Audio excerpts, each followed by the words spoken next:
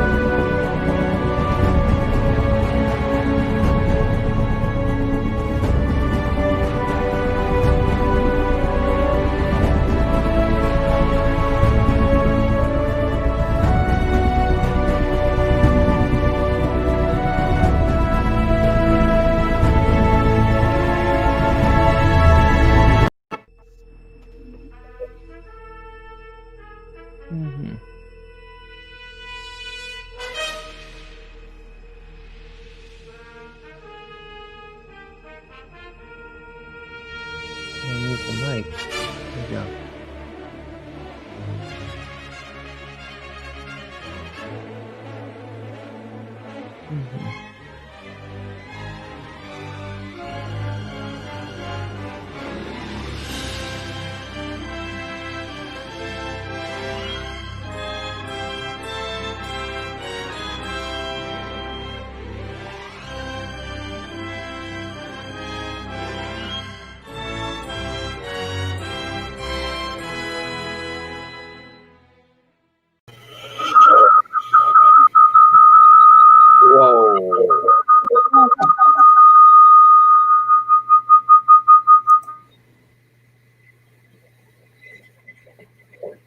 I believe that was Jerry. I do apologize. If you guys are watching this on here and you have the Facebook stream as well as the StreamYard open, please close the Facebook. This is the StreamYard only. Good evening, everybody. This is your Fleet Commander Steven Parmley. Tonight we are joined with, let me make sure I read the names correctly. We are joined tonight with Cory Grant, Commodore, the Regional Coordinator of R15 and XO of the USS Darien. Cher from the Academy, Captain Eugene Sanford, CO of the USS Goddard, Captain Jerry Sylvester Parsons of the USS Goddard XO, and of course, but not least, the terrible person herself of the 1st Brigade. Welcome to Dona Rozelle. How's everybody doing? That, by the way. Oh, yeah. For Funko Pops is for Zoom meetings. How's everybody's evening going? Not too bad, Pierre. How about you? Going pretty well. Kind of medicated. I blew my back out yesterday. So okay, hang on. If you guys have anything on that's not the StreamYard, you need to close and only keep StreamYard open. If you have Facebook on and you're watching the stream, you got to turn it off. Russell, you guys need to find out who it is so we can get that taken care of. Jerry, do you have earbuds or a pair of earphones? You don't need a mic. You can use your mic. It's your computer. Your speakers are being picked up by your mic, and it's causing back reverb. all right. Okay. Oh. Okay, so what did everybody think of the last Discovery episode? Not everybody's seen that. It only came out yesterday. So Okay, get out. Loved it. Now Loved let's it. answer the Loved question. it. Well, yes or Loved it. no? Loved Yes it. or no? Loved it. Loved it. Really? I did. Absolutely. The only thing I heard so far, because no one put a spoiler on it, they said that there were uniform changes. That's the only thing I heard. There's always uniform changes. Well, yeah. I mean, everyone's got to have, a giant closet full of like Star Trek stuff to wear at conventions. So let's have more clothes. Yeah, but we aren't having any conventions anymore. Yes, we are. By the way, I just ordered a new uniform today, so I can't talk. Jerry, go ahead and do a sand check. Can you hear us fine? 1, 2. You're 1, good. 2. Thank you. Yep. Okay. And Commander jumped out for a moment, I guess. Oh, Possibly either that or he's turned invisible. He put his cloak up. Yay. yeah. Cloak. That's it. It's a cloak. Oh, I do want to make an announcement really quickly. Say hi. One of my members of my ship has gained rank. That would be Keith McNeil, the director of the College of Mythology. Right. And on my ship, he's going to be a lieutenant commander as of the 1st of January. Congratulations, Keith McNeil. Oh, he's jumping 2 ranks, huh? Rank, they have to take both sides. Well, he's got this giant list of things that he's been doing, and he's been doing very active stuff on my ship, and he's doing it fleet-wide, so... I know, he's on my department, so... Would the CO of the USS Nomad send me a private message on my Facebook account? I can't seem to find you. Thank you. Hello, Fiona. Oh my gosh, you're watching this? That's my Must be 9. very funny. She always watches these. That's my 9-year-old. She's up there in Illinois watching it from her grandpa's house. Is she allowed to see scary things like alien people? Oh my God. Oh, she watches Texas Chainsaw Massacre. That's not going to scare her. No, it's not. Sorry. Also, congratulations to you, Donna, for becoming DOIC of the first grade. The DIOC, heck yeah, I am so excited. It's been a long time coming, and I'm glad that that I was chosen. But it's ultimately the people in the brigade that actually work for. But we'll have some fun. I mean, we can't go out and like have wilderness challenges yet, but we'll do some stuff that's cool. Get some events and activities going. And may God have mercy on your soul. Oh yes. Let's Thank see. you. Who all do we have? We have Michael Stein, Ed Tunis, Carol Thompson, Paul Williams. Hey, Mike. Joe Klein, James Cecil, the vampire himself, Robert Smith, Lauren White from the HR department, who does a wonderful job, Tim Johns, Maria Dutilli, who we're thankful is not on tonight. Ha ha ha ha. She is right there. She's there. She's in the house. Jason Tyranny, oh Lord, you're here. Joe Klein, good to see all of you guys. Give it a heads up. So what's the other thing? Go ahead. I was going to say there's already two R7 members on the house. We got Jerry and we got Eugene. Yeah. And maybe It's sad. I'm in Region 1. I'm in the biggest region. And I think I've only had 1 or 2, maybe 3, besides myself, people, not counting my staff, from Region 1 to be on my show. Well, I know you had Phil Cox. You've had me on here. The Stella is still R7, although they're close to the edge of Ohio. I don't know. Who else have you had? Have you had anybody from? Have you had any Indianas on, or Kentucky? Or I've had the Gork on, Seal on. I had Derek Sauls on, who's a good friend of mine, good man. okay. But no, that's it's kind of lacking. I'm just saying, Region 1 needs to step it up. We got that nice new RC who's getting ready to shake things up, and I can't wait to see it. Yeah. And whoever put my email out, I'm going to throat punch when I see you. Just saying. Russell. Oh no, I was responding to Tim. He was Wasn't saying me. The chat that I'm his hero. It totally wasn't me. 7th Fleet does not rule Michael Stein. I'm so sorry for that. You need to open up your eyes and quit hallucinating. That's right. R1 rocks, Mm. but so do a lot of the other regions too. Oh my gosh. Yeah. Oh, something interesting. Are people experiencing a lack of NCOs?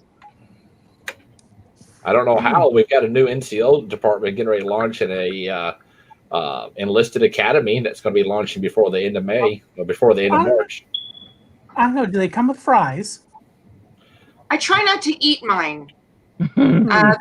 They're not. They're kind of. They're non-commissioned. They're kind of crazy. Most of them aren't human. The NCOs. There are other interesting things like Andorians because they need some excitement in their lives. Well, they could be CS if they want excitement in their lives. I've had a lot of excitement the last couple of days. Well, So let me tell you, it's bad when you have multiple RCs. Good morning, boss. I'm like, Oops. yeah, let's see what happens now. Steve, can you elaborate more on the new program that you're instituting that has to be done by March? I'm not understanding what you're doing. Okay, I'm not. So, hang on one second. I'm reading something. So basically, this is going to be the enlisted academy that is being worked on with the Master Chief of SFI and Educational Chief TJ Allen. They are going to create 3 or 4 classes or courses on basic crewman all the way up to advanced non-commissioned officer. It's going to be right now we don't have anything for enlisted personnel. There's no enlisted classes at all. So this is what we're doing because of the new department. Well, you still haven't explained what it's about. I still don't understand. What the classes are out, you'll have to get with David Story. Is this recruiting that we're doing, or? All right. So when I originally had instituted this, we had 806 officers, not counting deceased people. 806 officers from the rank of captain and above. That is really top heavy on the brass level. Even granted, I have a 5,000 members. That's still kind of top heavy for brass. We had a lot of people. Yeah, Philip, I see your question. I'll get to you in a minute. So we had a lot of people that was wanting to be crewmen and like chief petty officer or master chief like Miles O'Brien, but there was nothing in the manual about it. There was nothing at the academy for it. There was not much that they could actually do. And since the Marine Corps has the sergeant major of the Corps, yeah, and it's only right that SFI has a counterpart, and that SFI member will be the head enlisted person for the entire fleet. And his job is to help build up the enlisted ranks, help with courses, and help with a bunch of stuff. It's all going to be laid out by David here in the next couple of weeks. So I'm not going to get too far into it, but it's to help boost our enlisted ranks because there's a lot of people that don't want to be officers, but there's no classes, there's nothing for non-commissioned officers. So this is why we did this. That's why they have until the end of March to get several courses done so they could actually hang on one second, guys. I've got a call. It's a blue jay. He does it perfectly. I can kind of explain it a little bit because I'm kind of in on that program Could you as please? well. Because I'm still not getting it. Okay, so here's the thing. What's not getting it, Cher? You're doing it for non-com officers, right? Correct. Correct. When you join a starship, a chapter, okay, aren't you automatically a non-com kind of person, officer kind of thing?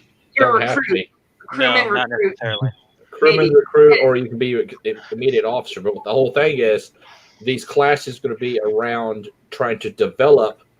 Here, Russell, you say it better than I can. So we'll put it into context. So if you take, I'm a former United States Navy. If you take the Navy as an example, and this isn't just true for the United States Navy, it's true for the Mexican Navy, the United Kingdom's Navy, like pretty much across the board.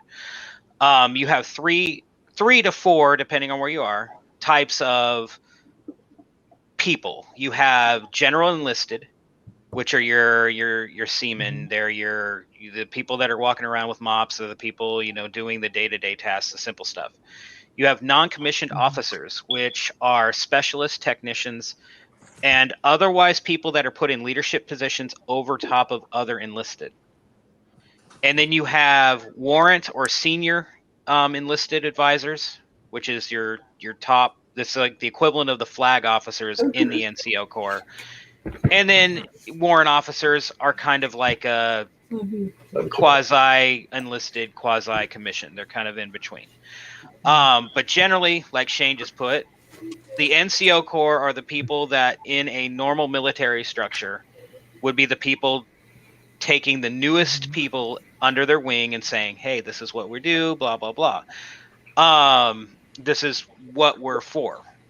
And it does vary based on branches in the actual military.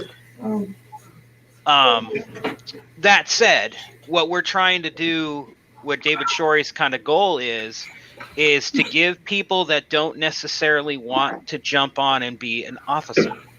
Because again, this is fandom. It's not like there's really a difference between a lieutenant and a lieutenant general in the Starfleet Marine Corps and a vice admiral, other than they've been in the organization longer.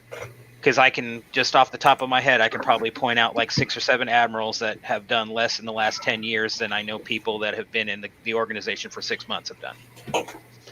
And that's just case from, like he was saying, we have 800 plus in the flag officers ranks. The United States Navy probably has close to that, and they have a membership of nearly, 15, 20 times ours. And they have the same number of flag officers. And that goes into a different argument entirely. The idea behind the whole NCO Corps is, as a captain, you would have the option of adopting it or not. Some have the original idea that Gene Roddenberry had, which was in line with NASA back in the 60s, which was, if you're in space, you're an officer. You're a commissioned officer in Starfleet. You're a commissioned officer in whatever military when you became a NASA astronaut in those days. He had the same idea. That's why when you saw technicians, they didn't wear the uniform. They wore like a tunic or whatever. Starting in the movie era, you started seeing the enlisted corps in a separate uniform. And that's when they kind of made it canon. And they started accepting it. And then you have Chief O'Brien. Saying hi, women. And a few other chiefs and enlisted that we've seen over the years. With that, SFI has never really done anything to give captains basically a resource. The fleet hasn't given something down to the chapter level as a resource to encourage this sort of program or usage. I was on a ship before on my previous chapter that if you wanted to be enlisted, you said you were enlisted, and then you got to pick what rank in the enlisted you were. Mm-hmm. So you could just be a Master Chief Petty Officer, or you could be a Chief Petty Officer or a Petty Officer 3rd class. It was all up to you what you wanted to do, because they didn't care what the enlisted corps was, because that wasn't what they were really worried about. When you made it into the officer ranks, that's when they were promoting you based on your officer ranks. So pretty much, if you were a person who wasn't really active in the chapter other than coming to the meetings, saying hi to everybody, watching the video, eating dinner with everybody, you were enlisted. If you were actually trying to help with stuff like recruiting and other such, you got made an officer. And that's different in chapters across the organization in Gomet. The ship I'm on now has enlisted ranks. You just say you want to be enlisted, and it's a similar promotion going through than it is to officer. It varies back and forth. What we're talking about as far as coursework is giving kind of a little bit of a crash course of the organization so that new members coming into the organization can literally take a course, and it explains a little bit more in depth of what's going on into the membership handbook. In some cases, I can say right off, flat out and plain, it's probably going to be more intensive than OTS. And Okay, so these I'm of a are- person that says OTS needs to be reformed anyway. So Okay, all right, whatever. Anyway, so this is the new members coming in, right? it's for anybody who wants to do it. Yeah. I've already had You get promoted?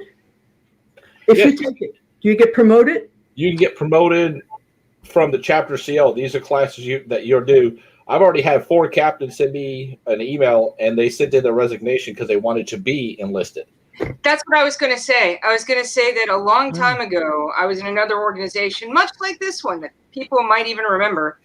That the people who were at the top, I mean, once you hit like a certain level of rank in the officers, you kind of don't get promoted very often, or you don't have a lot left to do. So you can demote yourself back down and then kind of go through the enlisted ranks, and you get a different fan experience. I've had a lot of people talk about that in the past. So I'm glad that some COs or some captains have decided to do that in Starfleet. I'm not sure if that's something that I'd want to do myself at this point, but you know. But we have a master sergeant who is a vice regional coordinator. Nice. Okay, where's the That's really information coming from? Excuse me, I'm sorry. Where's the information coming from for these exams? They haven't been written yet. They're still in the talking phases to try to get everything together. The concepts are, for the most part, are similar in span and scope as teaching the organizational, what our organization does. But that's OTS and OCC. I can point out one, and I'm going to blow, a lot of people are going to get real mad at me right here. That doesn't I'm take sorry. long. Go 20 ahead. questions and hitting F3 in a PDF does not teach you a cotton picking thing in this organization.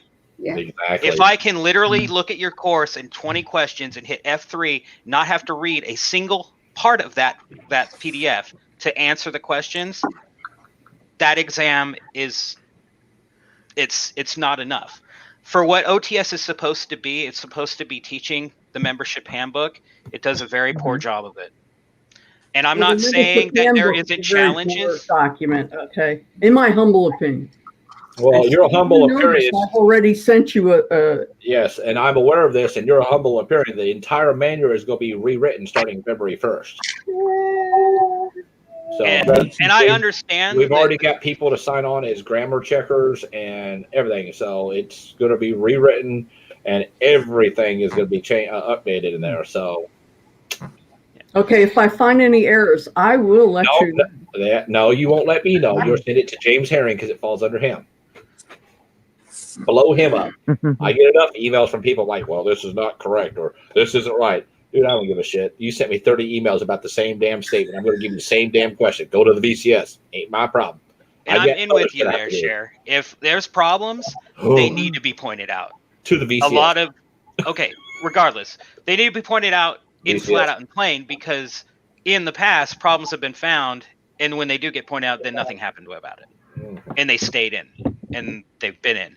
And I'm saying, I'm not trying to blow the academy out of the water with that. I know there's been an asinine amount of pushback anytime anybody has tried to expand on the OTS course. I remember back in 2004 when I was in the organization, someone had presented to the academy to separate OTS into 5 courses. And one of those was going to be an essay course. They had already gone through and written it. They had literally explained it. It was all going to be situational. What's that? Christ. Oh, okay. But anyway, and it got thrown out quick as could be. But Okay, it's now because let's say, have you taken the recent OTS exam? yes, I've taken the most recent one. Okay, now, how would you make that better? Crazy. How would you make it better? How would I make it better? I'm just asking because, it's in my college. For me, the biggest thing I think that something like an OTS course needs. Sure, would be nice. And this is, I'm going to say, I don't know how you would do it on Moodle. I have no clue. I don't even know if it's possible to do something like this on Moodle. And I know you guys have been pressed to make it where you can take the exams on Moodle. But really, the majority of it is with the type of courses that actually concentrate on stuff that we as officers and commanders and captains of chapters, we are supposed to know how this organization works. That's the goal of those courses. The only way you can practically give an exam to somebody and ascertainably say, yes, that person understands the subject matter, is situational questions that require short answers and such. Like, you're given a situation, a person in your chapter is doing this. This is causing this problem. How would you approach and solve this using the skills that you should have learned by reading this manual? Or what options do you have available to you based on what this manual says? Stuff like that. Let me butt in here, okay? If I'm not mistaken, the old, back in the day, OCC exams did have those kinds of things going on. Plus, they had a Kobayashi Maru. And guess what? Nobody wanted to write an essay. They don't want to write an essay. Now, how many people you think are going to take those courses? Well, I took them both back in the day. Many. What, the enlisted courses? I would love Cher. I don't know how long you've been in charge of the OCC course. Just the last few months. If you could find it, find my original OCC. I sent a 12-page essay to that Kobayashi Maru question. There are people out there that are more than willing to jump on that bandwagon and do those type of things. The other thing is, and this is a problem I have with the people in some command positions in this organization, is if you put in front of them a 2-gamut test with 20 questions on each, which you again can do an F3 search in the PDF, and they still complain about it, even though it's a requirement for them to do, as the responsibility to not only them or to their members on their ship, but also to the responsibilities of every other member in this organization. And they fought tooth and nail and are still fighting tooth and nail against it because they can't spend 45 minutes of their own time, because their time is so godforsakenly precious that they can't do it. Yeah, they would rather argue. But they'll argue with you on Facebook for an hour and a half. They could have went and took the test. But because the test isn't about something they want to take a test on, they don't want to do it. I understand that. You know what? As adults, adult human beings, we have the choice to do or not do something. And if you choose to do or not do something, there is possible repercussions and problems with that. If it's made a requirement and you don't want to do it, you're just not going to do it. There's a door. Yeah. It's right over there. Go away. You get into this, what you get out of it, what you put into it. So if you're willing to do the work and you're enjoying doing essays, you're going to do it. But if you're not a person who likes to do like academy things, nothing is going to make you want to do it. So you just have to have that oomph on your own. But what I'm saying is, and it's tough for you as deans and assistant deans, because you're getting tasked with trying to make sure to get through subject matter, but then you're on a teeter-totter of, oh, this has too many questions, or this has an essay question and nobody's going to want to take it. You guys shouldn't have to worry about that. Like, the membership, we taking the courses should appreciate the fact that you've taken the time to try to make it the best course it can be, to give us the information that you're trying to pass along, and not being hidebound to be making a PDF that you can put on a page and then somebody can go through and search and find all the answers in 40 seconds. Sorry, you continue. I'm sorry. No, that's about it. Like, that's what I'm frustrated. I'm not frustrated with Starfleet Academy. I'm frustrated with the environment that the Academy has been put into. Well, they're kind of pushed into this corner that they have to do this because nobody will take the courses otherwise. Well, and I agree, and I'm going to say this, and I know this is going to piss some people off, and y'all know me. I don't really give a shit. I think it should be required at least every 3 years that the OTS and OCC be retaken, at least a minimum. agree. Because that manual has changed so many times from the time, say, Cher took. I don't know how long you've been in the fleet. Say Cher's took it 20 years ago. I just took it again. Okay, Yeah. so I'm just It has been 26 years. okay. Well, I'm just using an example. So she took it 26 years ago. I guarantee that thing, all that crap that's in there, is now null and void. And as a senior, shut up, Donna. Let me know when I can speak. Put your I'm hand up. bursting. I'll call our I have hand up. caffeine. Okay, so if you're a CO or your leadership, you should know exactly how this organization is done. Now, I'm going to blast out some people. I'm not going to give exact names, but it is sad that I have some COs in this organization sending me messages trying to figure out what they can and can't do as a chapter CO. But there's manuals describing everybody's job. I mean, it's the SAOC. I mean, what the hell, you know? Okay, that's what I told them. Well, So, first of all, the CO shouldn't be messaging you. They should be talking to their RCs. you know, no shit. Yeah, there you go. I'll toast to that bullshit. But there is. I took both OTS and OCC 30 years ago, and man, it sucked up. But here's what's really going to piss everybody off. It's SF. Let's get back to this data protection thing. Guess what, guys? It's yearly, due in October. Yeah. Sorry, it changes every year. GDPR is required. Government employees are required to do it every year. Oh. We ain't got a choice. Well, not So- only that, but our if courts. If you want a bitch, send your RCs an email. I was going to say also, this is another thing, and it goes to the people running that course. They are going to have to, coming into October, before it, the Academy is looking at what changes have happened. Not just in GDPR, but in Canada and Australia And Colorado and California. and they're going to have to adjust it accordingly to make sure that we're in compliance with all of them. Because right now we are, based on the preliminaries, we're in compliance with all of them. So if they come out as they were at the beginning of last year, the test shouldn't really need to change. So at least the Academy doesn't have to jump through a hoop to get it run up and running. They can just verify, okay, the information has not changed. Okay, we're good, and move on. As far as the requalification, that's just again, it's a re-up. It's to refresh the information. Now, while I agree, OTS and OCC should be retaken from time to time. As far as interval, I won't speak to that, but I do believe that it should be. I've requalified. There's a reason for it. The last time I had taken it was like in 01 or something like that, or 2000. Well, So, and there was a lot of changes in the membership handbook. I think when I took it, it was in 4th edition. And I think when I took the second time I requalified, it's like the 17th edition of the membership handbook. So that's a lot of changes. Answer Eric's question statement. All this craziness because SFI has become a business instead of just a fan club.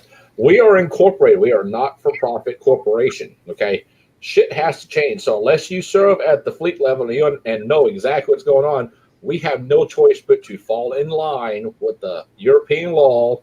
We are international. I'm not going to break this organization up and just have a United States-based SFI and then go let the international people do the thing. I'm not doing that. So we have to follow the rules, and that is what my staff, my EC, the AB are all on board with doing. If you don't like it, I'm sorry. It's not a business, but we do have to run the upper part of it as a business because we have to follow laws and lawyers and everything else. What will be the reminder sent out? Yes, there will be. Just remember, the I in SFI does mean international. Yes, thank you. Donna, you may now speak or forever hold your peace. Yay! The one thing I would say, now you were talking about courses and things like that. This is the one thing I would say, and there's a good reason for the OCC being as long and essayed as it is, because as an organization, if you're going to be part of the organization, you need to understand and comprehend and relay what you understand from the manuals. And the people who grade it have to know what your stand on different things are before you actually take over as a CO or an XO. And I get that. But every person that I've had in my chapter, or if I talk to, are interested in making their own chapter has been like, that OCC has got to be the longest thing in the world. I have people who've been taking it for like a long time. They're like, I can push this out in like a day. And then like 2 weeks later, I still haven't gotten through the essays. 2 more weeks later, I can't get through these essays. So, but it's not just in my chapter. I've talked to a lot of different officers who want to start new ships, and they're like having the hardest time getting through it, and I don't know what to tell them. So, answer to Shane Russell. The corporate, anything to do with a GDPR violation or questions needs to be pointed to Tony Knops. He's our corporate security officer. He is aware of that. So that's what you want to talk to. Yes, exactly. So, Eric Willett, I mean, it's not only EU. California has their own data protection. Can you please put that back up there? California has their own. I'm going to throat punch the next person takes the damn screen off. California, Colorado, and Canada, Maryland all have their own data protection laws. That means we, as an organization, have to comply with that law. So, I mean, if you don't like this and you think it's being run as a business, I'm not going to sit here and sugarcoat you and beg you to stay. We at the fleet level and the Admiralty Board, we have a responsibility not just to the fan organization, but we have a side responsibility to the corporate side. We must mandate. Sometimes the corporate side and the fan club become conflicted, and of course, I hate to say this, but the corporation side has to always prevail because it is the corporation. It is what makes up Starfleet International. It is what makes up the fan club. So, Michael, you're lucky. That's all I gotta say. But I've talked. It's been talking to people at ICs. It's been talking to people with different regional things, and exactly. Mike, thank you for touching on that. It's not a chain of command without knowing policy and procedure. That's just chain of title. You need to understand if you guys look. I'm fine with having an open policy. I told you guys this was fine. But when you're literally coming to me and you're complaining about this, and I asked you, did you go to your CO? Did you go to your RRC? And nope. Why the hell are you coming to me? Because your first thing is you should go through them, and you don't hear nothing, then you come to me. I should be used as a last resort. Now, I'm open to talk to everybody, but if you're coming to me because your child, you feel your CO did you wrong on this, and you want to bitch about it, you should take it to the RC, not the commander of Starfleet. If you take these courses like you're supposed to, and not just Control F and go through the PDF and actually understand. Now, not everybody's been in the military. Not everybody's been a fireman or a deputy sheriff or a police officer or anything. The chain of command is there for a purpose. You should not have to, if it's something stupid that can be taken care of with the RC, you should not blow up the president of the damn organization. It's like a private at Fort Campbell, Kentucky, got mad at his command sergeant major, and he went to the president of the United States, Donald Trump. He's like, I feel this is wrong. What do you think would happen to that private?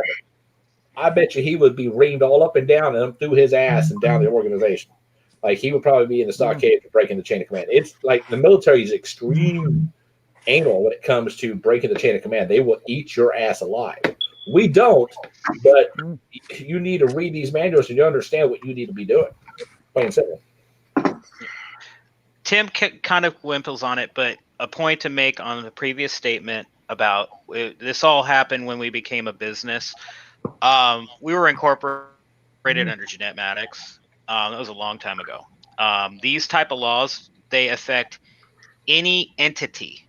I use the word entity because that's the word they use in their laws. This goes for everyone's. The EU's, the ones in the United States coming down the pike, the ones in Canada, which, by the way, we have members there in Canada. We have members in the EU. We have members in the United States. They use the term entity. There's a reason. They're trying to protect people's information so that person with someone's information, like let's say I have Donna Rozelle's information, and let's say she has a Vengeance ex-boyfriend who's very charismatic and is good at social networking and good at talking people on the phone into giving him information they shouldn't. And that person talks to me, and then I give them Donna Rozelle's address, and then they go and stalk them, and then something happens to Donna. That all leads back to the person who leaked the information. These laws are in place so that those type of violations, one, don't happen. Two, If they do happen, the law has a course of action to remedy the situation. That's what they're for. They're not just some legislation that's getting passed down so that people in a fan club can take a course. It's serious business. It's not like, oh, this is just stupid. Why do we have to take this? It's understanding of why you want to keep people's information private.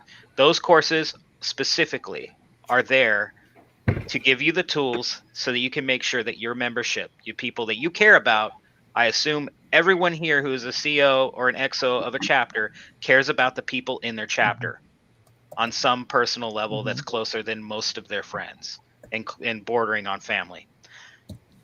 You want to keep them protected. This gives you the tools to understand what you need to do such things, so you don't have problems like that in the future. That's really what the brass tacks comes down to.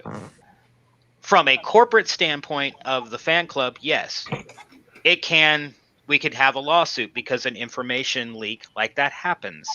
And this is where the law comes in to say, hey, this law is put into effect so that we have a means to get restitution for the fact that this information was leaked.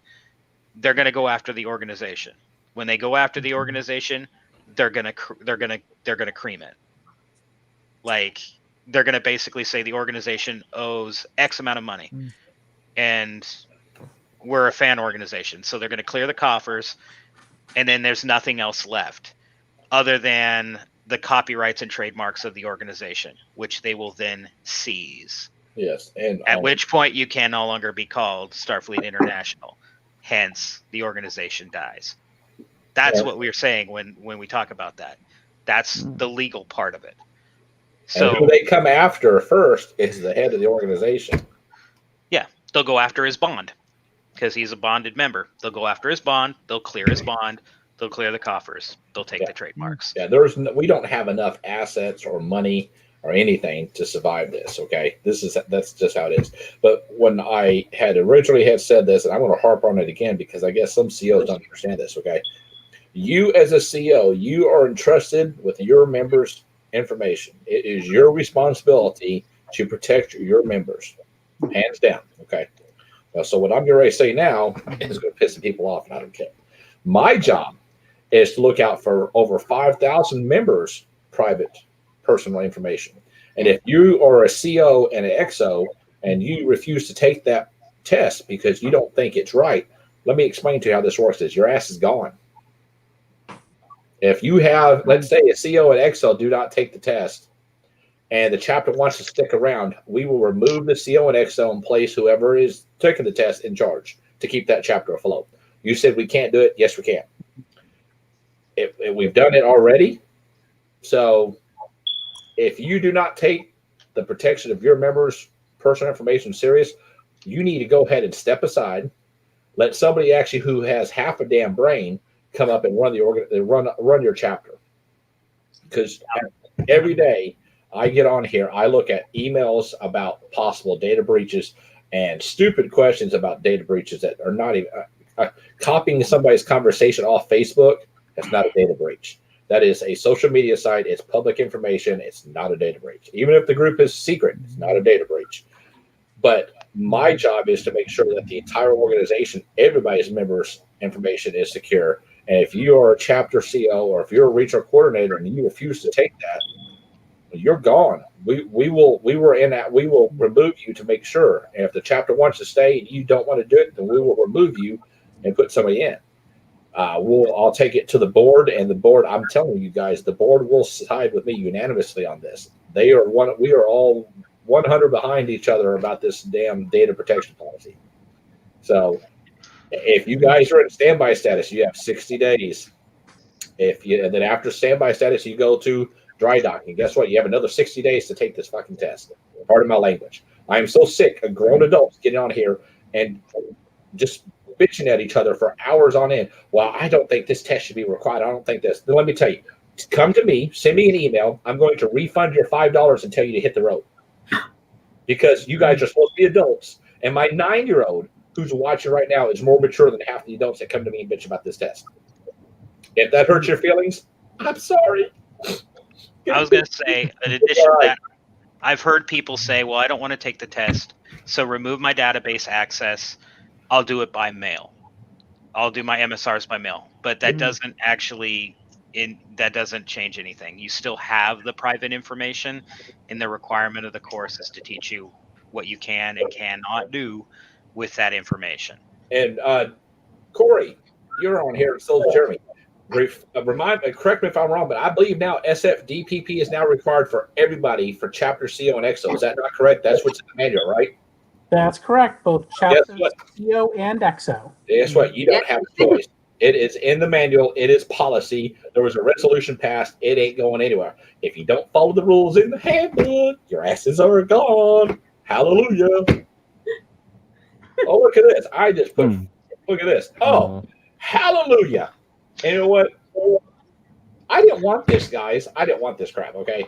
This has been going on 2 years before I become CS. But the problem is the last administration couldn't enact shit.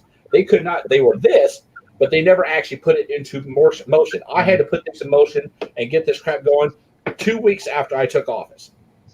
I had to remove an RC. I had investigations at the ass. I had to get the data protection thing going.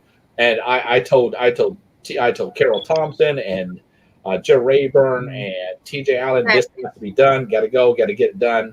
If you don't lay out, yes, OIC and DOICs too. If you are an OIC or DOIC of a Marine chapter, you don't have it, the DONT is removing you immediately. There is no ifs, ands, or buts about it. So something funny happened today, and I was talking to someone, and they were talking to someone, and conversation. Oh, of course. And yeah, and someone said to person A, "Can you give me their phone number?" Whose phone number? Some other member's phone number. And and okay, person A said no, person B said to person A, "Can you give me their phone number?" Person B said to person A, "No, because it's SFDPP." And I'm like, well, why didn't you tell him? Didn't you take the test, you dumbass? I mean, you know. Hell. I mean, if you consent to having somebody have your phone number, then that's different. You can't give it to somebody else unless you ask the person who they're trying to get the info from to say, "Hey, is it all right if I give this other person in our chapter or somebody information to contact you?" And if they say yes, then. But it was just astonishing, okay, that this person had taken the exams and still asked for another member's phone number. It just blew me away. I just like, what the hell, you know? Michael, I think we're sitting at 13.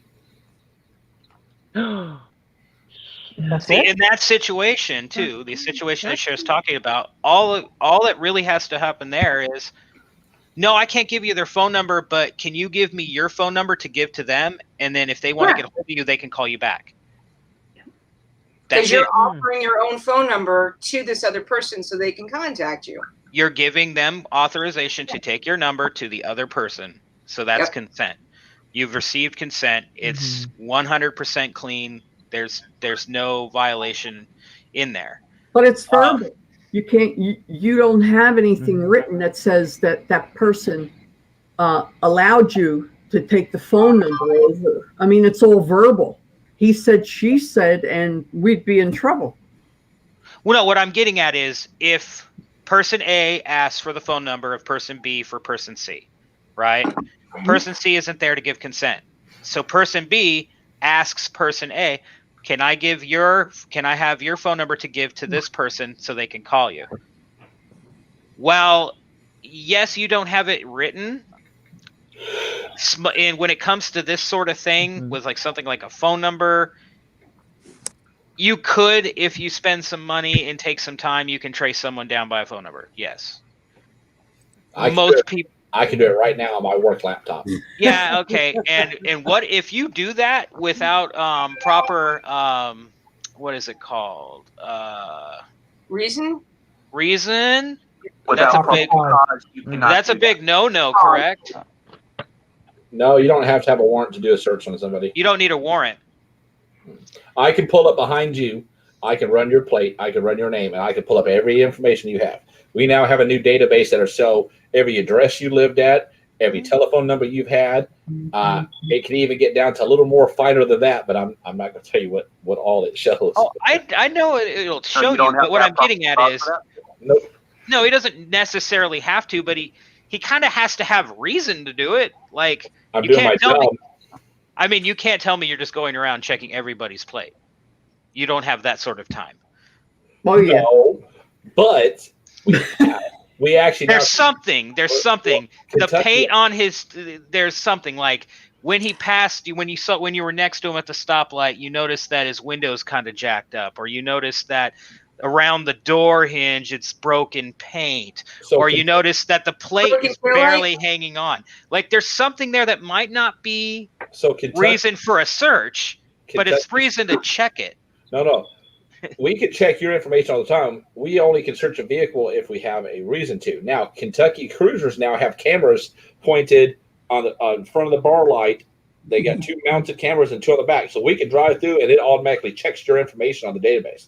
So if I'm driving down the interstate and it pings your car and it shows you have a warrant, there you go. Mm-hmm. I mean, we have cameras down the back and they ping your plates. We can tell if a vehicle's stolen. We can tell if there is a Amber Alert assigned with that. Yeah, so I mean, I could sit in McDonald's parking lot. I can check every plate that comes through. There's no law saying I can't. No, I'm not saying there isn't a law. I don't need a reason to. No, what I'm saying is Maybe it's not that you need a reason. You would need a reason to do it on your own. Like, you get what I'm saying? Like, I'm not saying you can't. I'm bored and I'm not saying like arrest people. I don't know. That's your reason then. It's you're bored. What I'm saying is if you're doing something, like actively doing something, you're not just gonna sit there and go, that's a plate, I'm gonna run it. Like there's gonna be something else. There's gotta be another piece in there that's making it look funny. Like the guy keeps looking back at you like this and forward and back and forward. Like, why is he like that? It's sketchy as hell. Search his plate. Oh, that's why he has a warrant. Stuff like that. Like that makes sense. But just going down the road and checking everybody's plate just because you can. Well, the cameras automatically do it for us. If we're driving, we don't actually have to do them. Now, if I'm going through, say I'm doing a search, like sometimes they have like the apartment complexes, they have the deputies come in at night and we do a drive through. If there's a vehicle we don't know that's not normally there, right, we do that. But the cameras we have, dude, we don't get. I mean, it pings right there on the laptop with a loud ding, and it says this vehicle has warrant, and whoop, got your ass.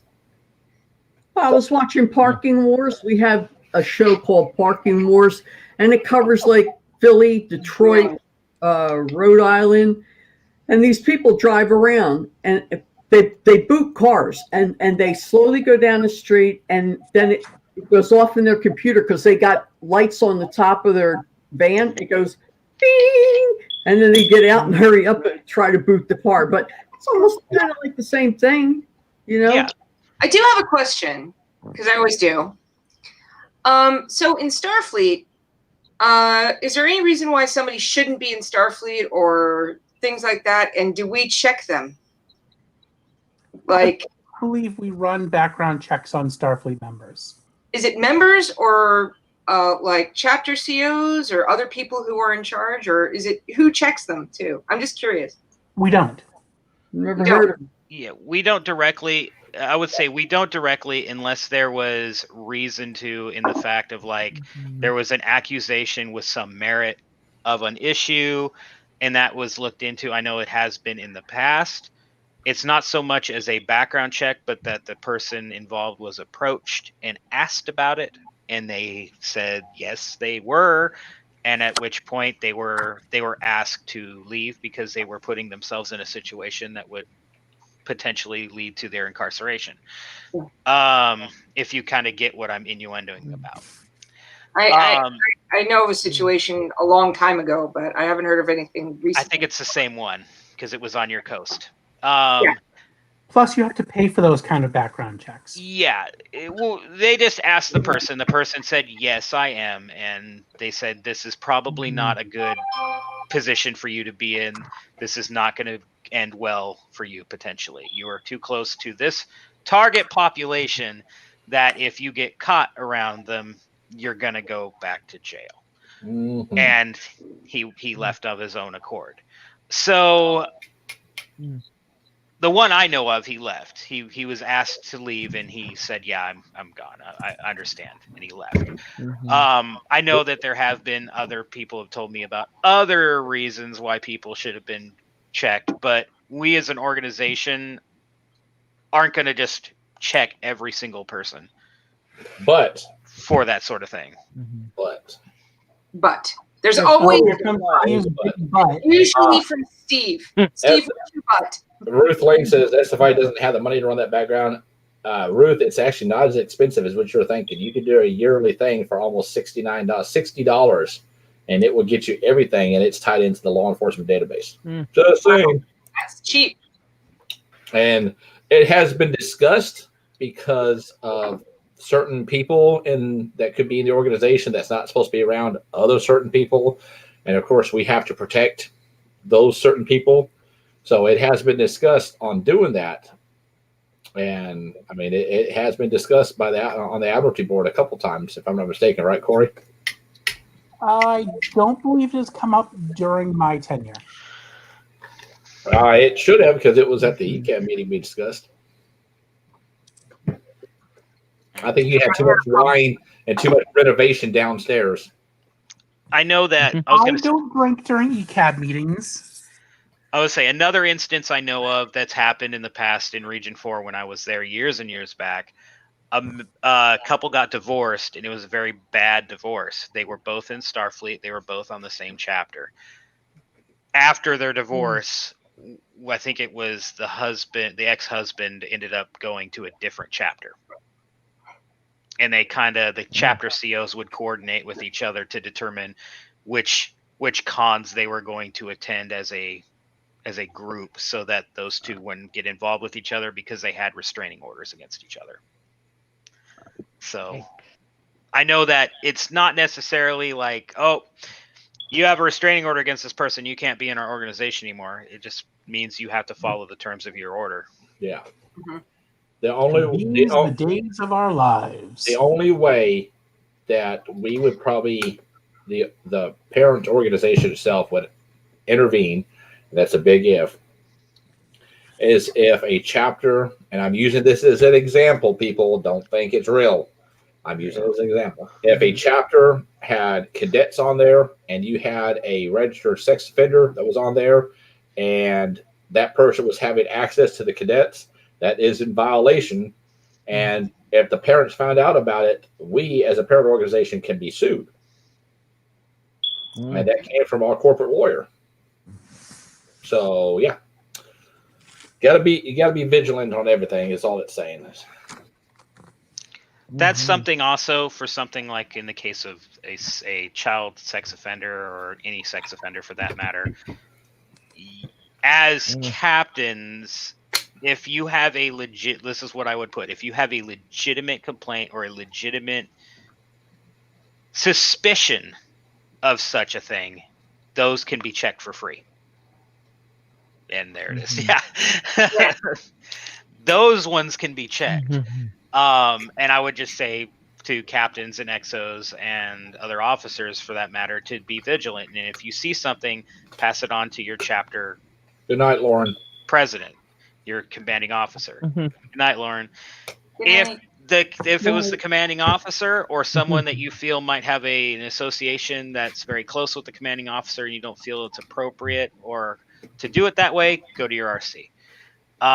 Don't take it upon yourself.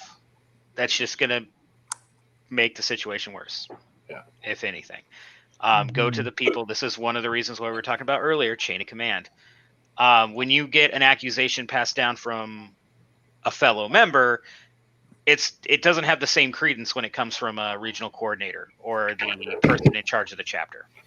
The other thing is those people have taken the courses. They've had some time experience. I know a lot of the chapters here in Starfleet have had captains either that have been captains of that chapter for a very long time, or they have been captain of that chapter multiple times in periods. So they've had experience dealing with sorts of situations like this, and they can approach it from a more tactful position And let cause me less add, disruption. let me add to that. If you guys feel that there is some type of something going on that's not right at all, you can reach out to the compliance team, because they can. I mean, they do take those situations into effect too. Or you can reach out to the JAG, and the JAG can contact the CS and the Admiralty Board. And I've never denied an investigation into any type of bullying or sexual harassment. If I get an email and it's legitimate. Now, let me just say this: if you are a person on the chapter and you called somebody a hun or a sweetheart, that's not sexual harassment. Okay, I've been in law enforcement long. It's not, Cher. I see your lips puckering up. It is not sexual harassment. There's no Sure, because sexual harassment in everybody's mind is different. There is no law and no judge that's going to convict somebody for sexual harassment if they call you a sweetheart. It's not going to happen. I've seen it. I've taken people to court. I've done statements on it. I've watched them. They go there, and the judge is like, "This is not sexual harassment. Good day." Okay. Be vigilant, though. When it really happens, be vigilant. But just because somebody calls you sweetheart, and that's it, and they don't do anything else. How about hot buns or sweet buns or? See, now you're getting into the frame. I don't need to know what you guys in the academy call each other. Just saying. I mean, when you something like sweetheart, I think what you get at is like something like the word sweetheart. Okay, that's probably not on its own, but if there's more to it, there could be more, like inflection, how you're treated in comparison to other employees. There's other things that add into sexual harassment claims. Something like sweet buns on its own could probably get a lawsuit to get some sort of recompense for, because that's not a normal like what you would. Thank you, Paul. You can ask a person to divulge criminal activity on the application, couldn't you? I mean, I'm not sure if you could. You could. It's a fan organization. But it's a fan organization, and at the same point, I mean, I don't know. I could see that as a deterrent for some people to even join. And both ways. One, people don't want to divulge their criminal records, even if they're like, it just says that they have 37 parking tickets for parking in the same spot every day for a month. Like it could be something like that. It could also be that somebody sees that on the application and they're like, I don't want to be in an organization that affiliates themselves with criminals. So it's kind of a double edge on that one. And you got to remember, some states what may be a crime in Kentucky may not be the same crime in Illinois or Tennessee.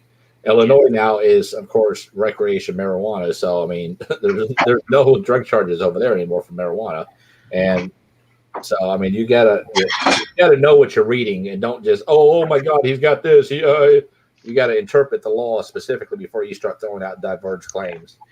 Sorry for noise. And that's what I was saying when I was saying legitimate claims, like something doesn't seem right. If it's on the case of something you can, as a CO, do free, like, you know, a free website check of a sex offender because you have a suspicion and you run the name and there's nothing there. Okay, cool. You leave it at that. Now, if you find something, now you have to run the next course, which is approaching that member. And thank you, Jeremy Carson. Hallelujah. Listen, people, I don't know if y'all, maybe y'all do need to hear this, okay? I am a deputy. I'm not a deputy at SFI. I have no arrest authority in fucking SFI. Stop calling me and tell me, well, this person broke the law on this. My answer is, you're retarded. Call your local authorities. Thank you, Jeremy. But they want you to drive to them. God. That person's not wearing a mask. Sorry, just had to say. The other thing I was going to say, when you said hun, you said when somebody calls you hun, I'm a real nerd, because when I thought when you said that, I was thinking like the Huns that invaded China. Yeah, I was like, the Huns? How was that? And then you said the other one, I'm like, oh. And you had how many drinks? You know, none. That just shows you that I'm not. we can't. The organization itself cannot get involved with. Say, I'm just going to use this as an example because I can't remember something. So if Russell says something to Donna and Donna takes it out, whatever, and she comes to me and says, he did this, he did this, he did this, I'm going to tell you this has nothing to do with Starfleet. If he did this in your hometown, you need to contact the local authorities. So once she contacts the local authorities, we have nothing to do with that. So having us call and verify with the police department, you know what they're going to do? If I call the local police department in Donnerstown and said, hi, I'm Steve Parmley, I'm the Fleet Admiral Steven International. I'm calling to double check on a claim. Well, let's talk about that. Thank you, Tim. Cool. But I do not call him Han, I call him Sweetie. And it's usually, oh, Sweetie. Whatever. Anyway, that's not sexual harassment. I'm sorry. We need to get a t-shirt. That's like that giving you a next pat on the head. Anyways, back to what I was saying. If I called a local authority and I said, I'm this person and I'm checking on this person's claim of this, they're going to laugh at me because we have no authority. We are a nerd group. Okay. We put on uniforms and we play with or fucking whatever. Beam me up, snotty. It's not real, people. You guys take this shit too damn seriously. I've never been charged for assault officially. Oh, okay, Paul. I've never been charged with assault, but I beat some motherfuckers' asses over the years, and I still ain't getting assault charged. Just remember, we are officially considered a group of nerds by the FBI. Exactly. We were investigated by the FBI because they thought it was a paramilitary organization. No, just a bunch of nerdy motherfuckers running around with Spock gears and tricorders. Yeah, no. I remember You guys that. So intelligent life down When here. in the world was that? Oh God, that was what, years ago? What, early? Oh, that was even Late before 90s, I early joined Starfleet. 2000s. It was late 90s, early 2000s. Yeah. Was it? Yeah, was it? and it was the late so- 90s and into the early 2000s that the SF Marine Corps was being investigated as a Yeah. paramilitary militia group. Let me tell you, if you see some of our Marines, okay, they couldn't take over a damn subway. Well, they could put it out of business though. Some of them. When I was in college, I decided to create a little local science fiction Starfleet Of course you did. kind of thing. Of course, because I'm really nerdy and Yeah. in like math classes, and I was very nerdy. Nerd. That hasn't changed, probably. Anyway, so Gray hair I talked to the person who's in charge of the activities, and they're like, "You're a paramilitary organization." I went, "No, we're not. No." And everybody that says that, they're ignorant fools. I will say at the time, Proud of it. the SF Marine Corps one had some credence because you had people walking around that looked like Banana Republic dictators in Civil Air Patrol uniforms. So I like it. they weren't completely off base, but yeah, when they investigated it, I would love to have seen the final report from that agent just being like, waste of my entire last 2.5 years investigating, trying to find anything. All these guys ever did was buy fancy flashlights that made noise, and no weapons were oh god, that must have been a crazy report. Nick Kirshner says it's not assault deputy, depending on how the ambulance report is written. Let me tell you, okay, before I became a deputy, I've been a fireman longer than I've been a deputy. I've gone into bars to get people out because of medical conditions, and let me tell you, they think they have liquid courage. Well, let me tell you, when you smash their head multiple times against the bar, they stop thinking they got liquid courage and gets their ass on the gurney. I'm gonna say they usually just stop thinking at that point. Oh no! I had one guy. God, he had to be 6'4" and thought he was RoboCop, dude. He was drinking tequila all night long, and he starts vomiting up blood. We get called, and then he thinks he's fucking Hercules, and he's throwing people. Dude, it got bad. We went in there with our Halligan bars, and we told him that if he swings at us, we were going to crack up the jar with a Halligan bar. If you don't know what a Halligan bar is, Google it. A Halligan bar is a steel tool that a fireman uses to breach a door. It weighs anywhere between 30 and 50 pounds. If you crack somebody in the jaw, you're going to kill them. So, just saying. Yeah. That's what a 6-foot pike pull is for. Or the New York hook is a really good one, too. And Cory, stop calling the members, hi, sweetie, before I get an email, dick. You shouldn't use that one either.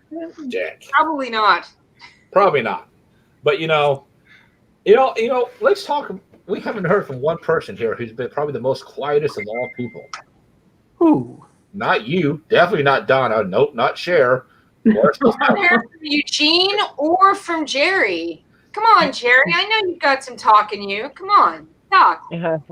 What do you want to hear about? The latest polar bear plunge? whatever you Sure. want to talk about. People are still doing that? Oh, Yeah, they do. We do it in West Kentucky for Sure. Kentucky Sandy Hook. Olympics. This is for Special Olympics this year. This is 21 years for me now. Ooh. Sandy Hook? Say what? Did you go to Sandy Hook? No, not Sandy. It's Sandy Point State Park Beach. They were originally going to try to do it in person this year by literally making an appointment. But the numbers started spiking, so it's virtual. So a week from Saturday, I'm going down to Eugene's residence, and we're going to douse ourselves with the garden hose. If the garden hose is not completely solid full of ice at that time. I'll tell you what. It wasn't one year. They actually had to cancel because of ice and snow, and it was horrible conditions, and they managed to reschedule for March. I'll tell you what's interesting. When we do our pull the plunge for the fire department and law enforcement, we do it for Special Olympics here for West Kentucky. We go to Kentucky Lake and jump in. It's usually about 15 degrees when you jump in. Ouch. Yeah. Last year was perfect conditions. It was in the 50s, no wind. It was fabulous. Mhm. I hate you. What? Let me tell you. Okay, if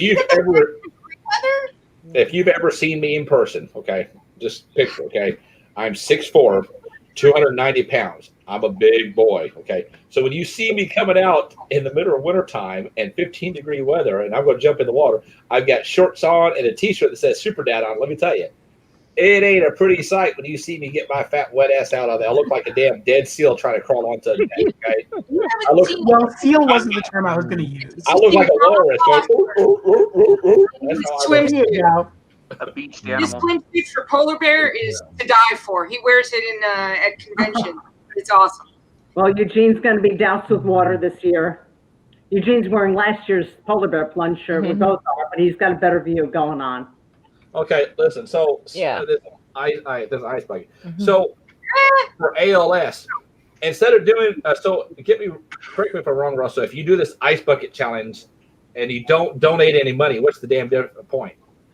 The ice bucket challenge, the reason for it is the feeling you get from the ice coming in contact with your skin that quickly and changing the temperature is similar, well, at least supposedly, it's similar to what those people afflicted feel like all the time. Okay, so my thing is going to tell you, if you want to do an ice bucket challenge, donate the money to ALS. They could use it more than you getting stripped down and getting water on you. Well, the I idea think my was ice bucket on the you would bar do is the both, vodka. but it was to give you an impression of what these people are going through. Like, this is what they feel all the time. Like, it sucked for you for the like microsecond you felt it. They feel this day in, day out all the time.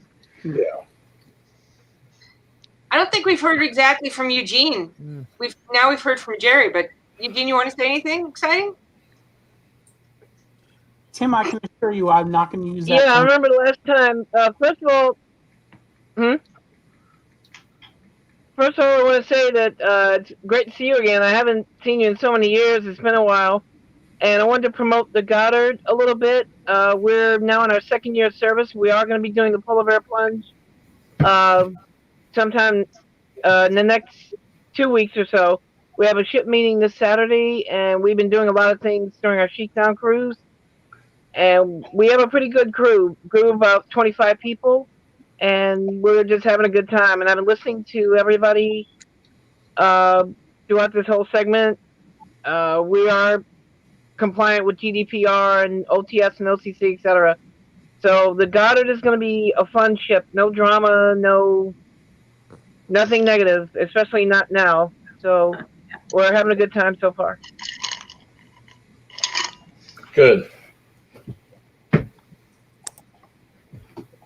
And no, Paul, I didn't graduate from Buds because I'm not crazy. Thank you. I didn't graduate from Buds because I watched the documentary before I joined the Navy, and I'm like, nope. What's buds?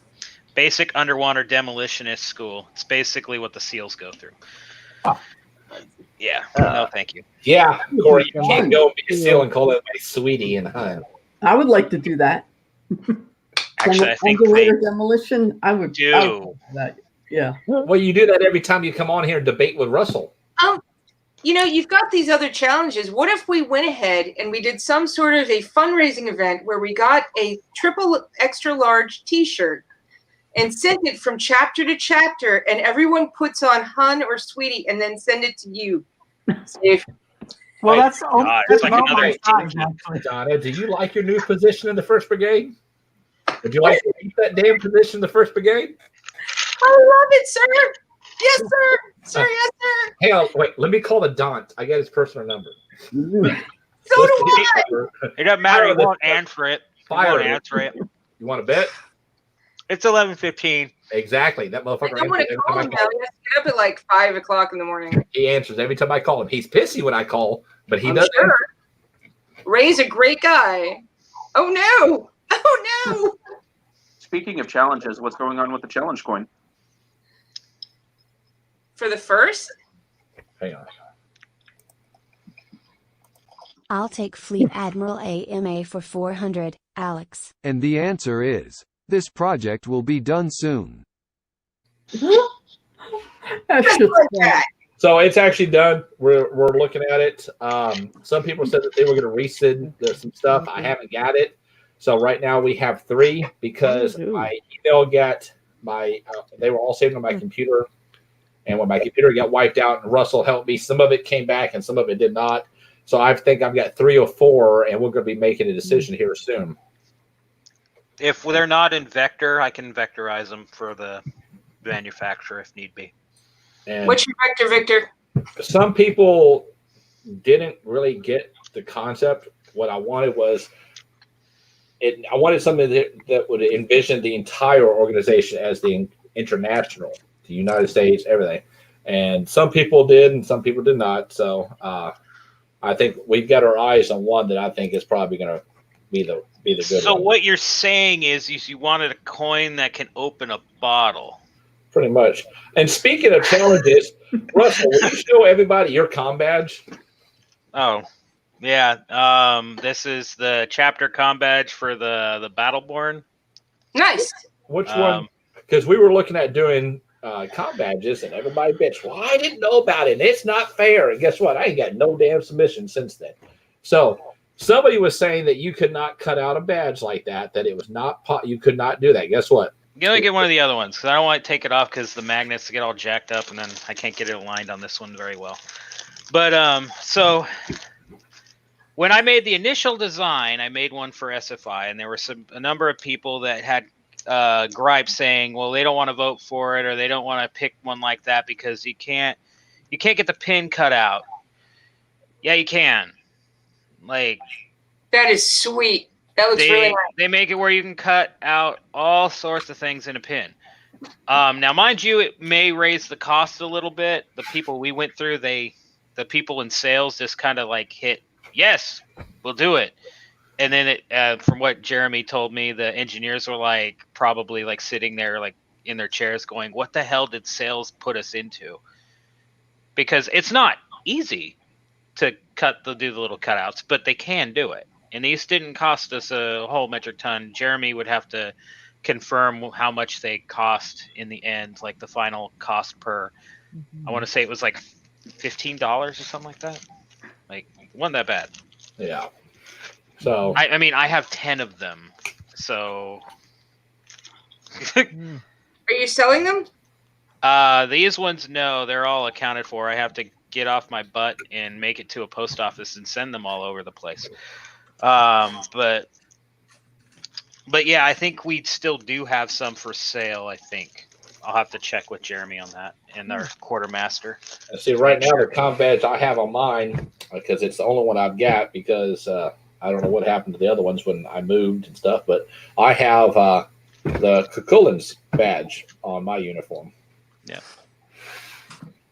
And theirs is a good example. Theirs has cutouts too, because they have the little cutouts for the Voyager part of the comm badge, because theirs are based on the Voyager style one.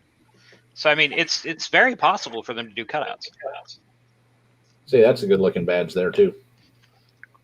But that's one of the fan set ones, isn't it? Yeah, it's from Picard, and I'm actually thinking about using it for my chapter. Yeah. Because I have a jacket uniform like what Russell is currently wearing, and I think that would just look really sharp. Oh, so this is I want to go ahead and shout this out to everybody.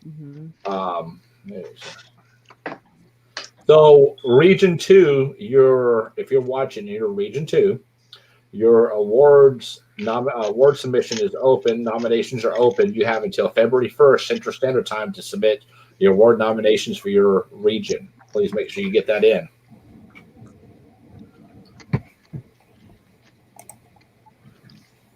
Yeah, that's how much it cost us to make them. The company was called, I think it's called The Studio? TheStudio.com, I think it was. Something like that. Okay. But yeah, and it was pretty seamless. We sent them the art. They sent back an art proof. We confirmed the art proof with the revisions that needed to be made. They made a prototype. They sent us pictures of the prototype. When we said, yes, that's what we want, they started putting them into production. It only took us like 2 or 3 months. Well, so like my chapter, we used the original series Constellation patch. That is our logo. I'm actually looking at getting those, if I can find them cheaply enough, I'm going to get those made as pins or com badges for our chapter. Which, the Constellation's the one with the little loopy things, right? Do you want to see mine, George? Sure. Yours a 29th century badge. Well, that don't count. It's different because I actually made it myself. It is perfectly unperfect. Jeremy. And it's floated and it's flipped. Jeremy, this was announcement for Region 2 for their regional awards, not Fleet. yes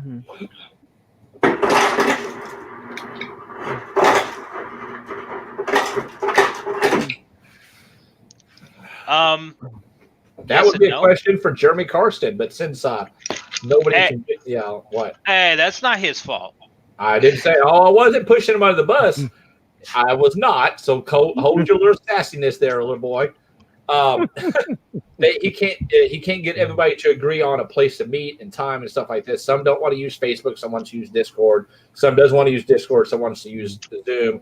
So he can't really get all this crap done again. I mean, it's not his fault. Some won't reply to emails. Yeah, which is really tiring because here's what's going to happen. I'm just going to have Jeremy develop the whole thing for the fleet.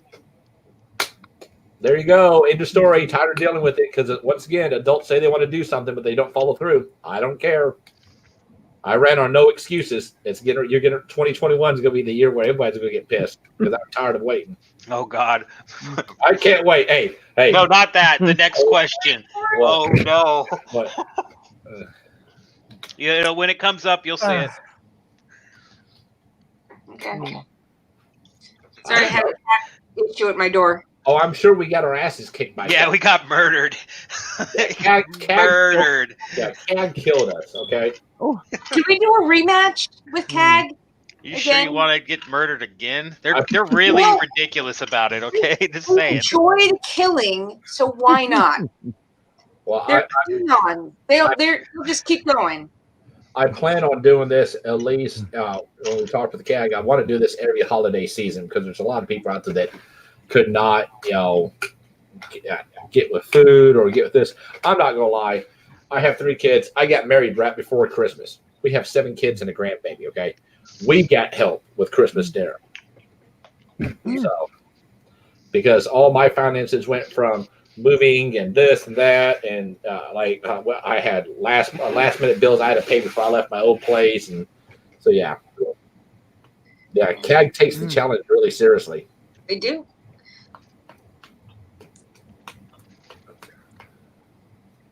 I think they even have I think the CAG has campouts, kind of like we have a wilderness challenge every once in a while. They had one in Florida a couple years ago. Kitty. Kitty's behind her. That is my cat Dolce. She heard her name. She keeps wanting to go in and out the door because I don't have her food in here. But someone in the house has to get up at 4:30 tomorrow because they have to work in downtown Cincinnati. Oops. I'm just warning you, Steve. One of these days, I'm gonna make that whole video pictures. It's gonna be awesome. So, any word on if they're going to cancel or not cancel the Tallahassee yet? The IC for this year? It's the story of a lovely lady who was bringing up 3 very lovely girls. We just need to get 2 more people here. We just need to get 2 more people here. We can probably make it work. 1. No, 2. Oh, we have 3 girls. Yeah, it was 3 down the center, 3 in the middle, and 3 on the other side. Yeah, Justin's down there. Yeah, you need 1 more. Jeremy, I can make that happen. Girl, Alice. But no, as of right now, we are not looking at canceling it. If we have to cancel, we'll probably know here in a couple, a month or so if we have to. I hope not. Well, I mean, people were pissed when I canceled the one for Baycon. And if I feel that with the state's restrictions and there's a chance people can get sick, I'll cancel this one too. Because at the end of the day, y'all can be pissed, but my job is to make sure I don't have to announce your death because of COVID related, excuse me. Yeah, I had that same issue here in Region 15 with both our regional summit and our holiday party for last year. People were all bunched up about it, but I'm not going to put your lives in danger, people. Stay home. The 24th of what? 2025? This month. In the 24th century. Make sure I get the invite so I can come roast the CO. I'm finding that my officers really don't want to do a meeting, so I'm trying to figure out how I'm going to do that. Well, I'll tell you what, we can do a live stream between me and you, and I can read the orders off to you until you can assume command and get the hell out of here. You could have a cake for yourself that you could show on the screen. Yeah, that's true. And I start my new job on Monday. Where are you going to be working at? A place called Saladino's. It's a food distribution for local restaurants. Cool. So, Justin, you can go ahead and get you a big old cake, but you know what you're going to have after you eat that cake, right? More cake. Diabetes. I already got diabetes. Steve. Then you don't need the cake then. No. How about a cellular peptide? Oh, look. Cory's already got the wine out. It must be getting to be rough where he's at. I had the wine out earlier. I've been drinking whiskey all night. Yeah, the wife. I've been a good girl, and I've been having coffee with hazelnut creamer in it. Yeah, the wife told me I can't drink no more, so it's water. I was noticing your beverage was a little bit of the lighter shade there, Steve. Yeah, no shit. But she had surgery on Monday. Yeah, I saw that. How'd that go? She went in about 6:30, get out about 2:15, and she was in recovery for 45 minutes. They got her up on the floor. I think she was on the floor maybe an hour, hour and a half, and physical therapy was up to have her up and walking. She was, yeah. So they cut her kind of like a C-section across the front of her stomach, and then they cut her about this far down her spine. Oh.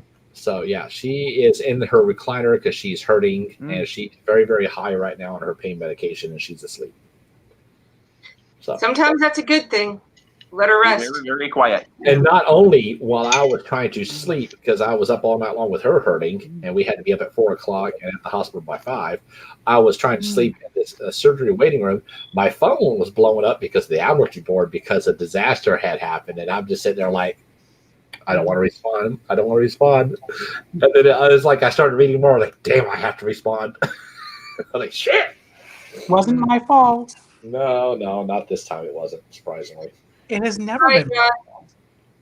We'll just blame Phil. Who? Philip. No, I know who you can blame because he never comes on here, so he can't defend himself. We'll blame James Herring. Okay. Yeah, because maybe one day he'll actually come on stream. Not likely. James Herring, the Vice Commander of Starfleet. Ah. As long as he doesn't wear red. Because then he'd be a red herring. Oh, I love it. Oh, no, Nice one. nerd. That's funny.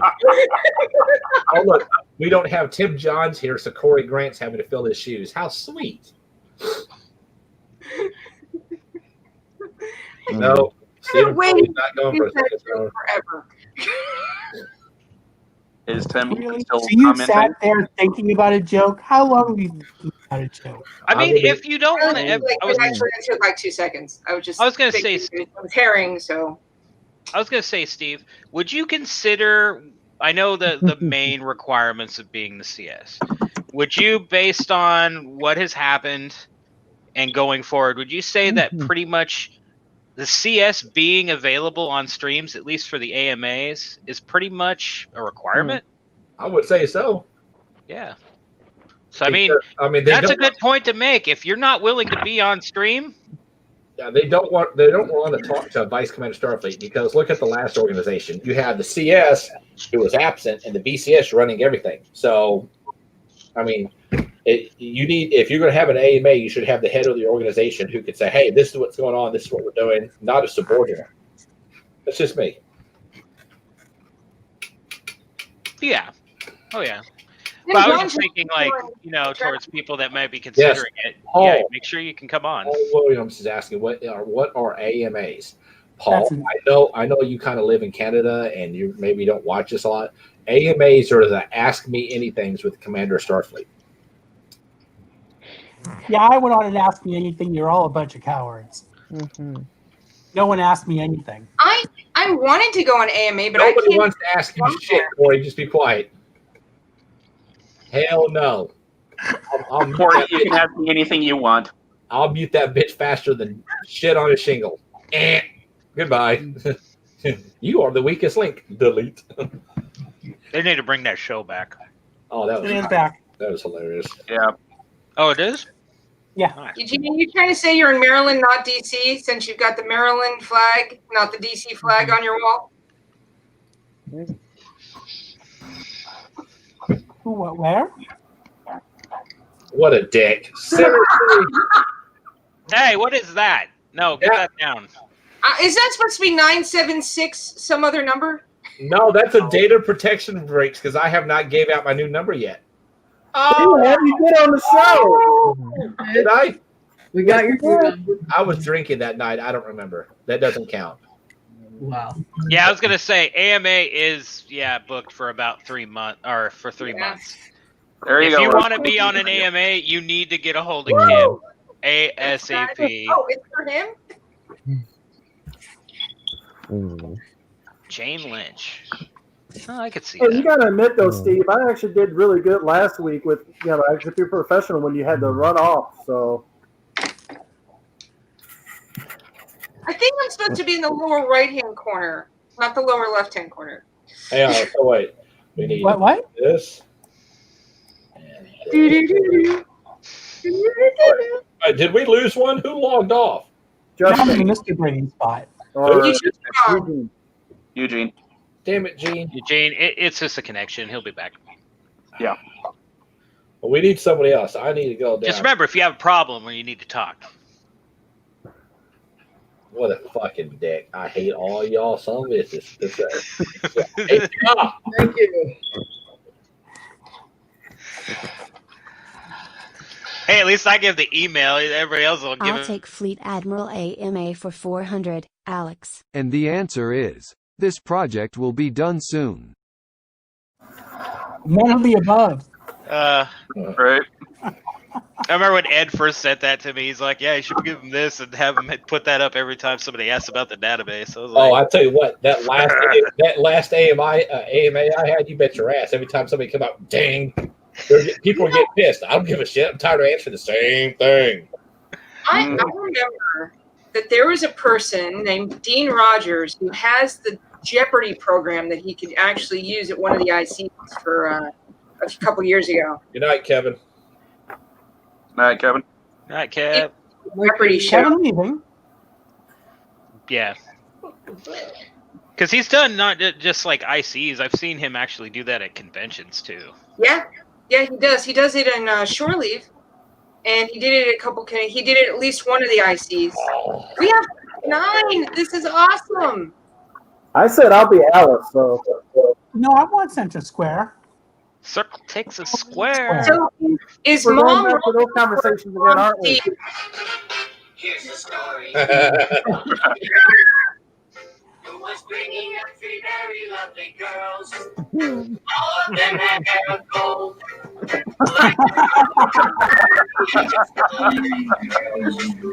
It's a story of Annie Brady. Who was busy with 3 boys.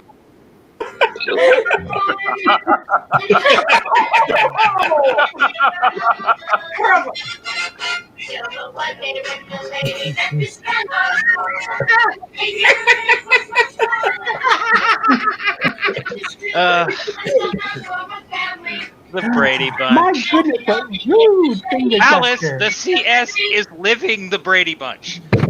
Yes. I used to be a natural blonde, but then I dyed my hair gray. Right. Yeah, You know, go back to blonde one. Oh, wow. Next. Don't tell me I just that- loved how the grass in the backyard was always the same exact length. That was Right. That was like the one thing I always noticed. It was AstroTurf. Oh, I know. And how small it was. Their house was enormous, but their yard was tiny. We should do a fundraiser like Hollywood Squares like this. Right. Can you imagine having to share one bathroom with 5 other people? I mean, those poor kids. Fuck, we do it with 7 here. Ugh. We have That's when two I'd here. start building outhouses. We have 2 here. That's not enough for us. I live in There's your shovel. I live in the county, so when I gotta take a pee and the girls are in there doing their makeup, I walk right out the back door and let it go. Ugh. Oh, I hear a song coming on from Disney. Yeah, you're lucky you're Don't Kentucky. hold it back anymore. Let her go. Let her go. Steve's all classy, takes the dishes out of the sink You gotta first. be careful though, Steve, because if it ever gets like it is in Alaska, you gotta worry about like those problems. You know. Right. Isn't there a movie where somebody went to the bathroom and when they peed, it was like ice cubes that were yellow? Like, That'd be Alaska or Goddard Andorra. had something similar. Hey, Paul. Right. Note from a person who's also dated someone of the speaking of Tagalog: don't cross them. Don't make them angry. They can make your life very, very bad. He has a girlfriend from the Philippines. It's like, no, that's. I ran into an old friend of mine he was with his girlfriend, and I called her the wrong name. The look that she gave him, because it was I hadn't seen them in a while and hadn't heard her name in a while. The look she gave him, like he was dead. I'm like, sorry. Oh yeah. Yes, Disney owns 20th Century Fox. That's why we have so much stuff going on in Disney. They have 2 of the world's largest movie studio lots. Marvel. Well, I was that going to say they Disney- have theirs, and then they have 20th Century Fox now. Yeah. So, Disney is also working on buying all of history. That way they can put it into cartoon form. yeah, that makes What? sense. Yeah. I still love that one meme of it's the Enterprise being followed by an Imperial Star Destroyer. Quick, before the mouse gets us. Yeah, pretty much. Give it time. Disney will own Disney will own anything that's on a screen. He's not looking. But yeah, Steve, you Disney play with your Nintendo. will own all the things that are on a screen, and then Amazon will own everything else. That's where we're going. Donnie used to? Really? Keep it up, Dick. What are you going to do, promote me or something? Oh, no. No. Hey, come Yeah, visit, they we'll probably give you gave somebody the else Power that Rangers look. back. Right?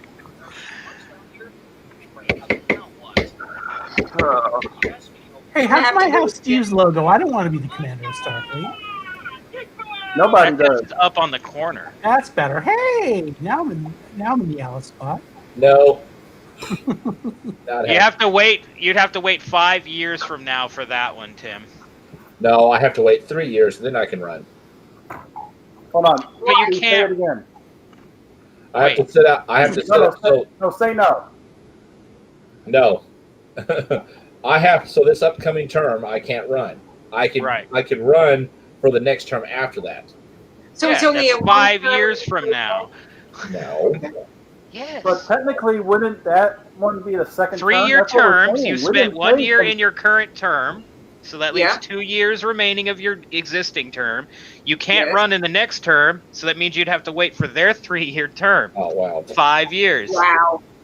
So why can't he run for the next term? You can't have consecutive terms. I don't know, board member. It's in the manual. It says right in the manual you can't have like I ever consecutive read that. terms. Yeah.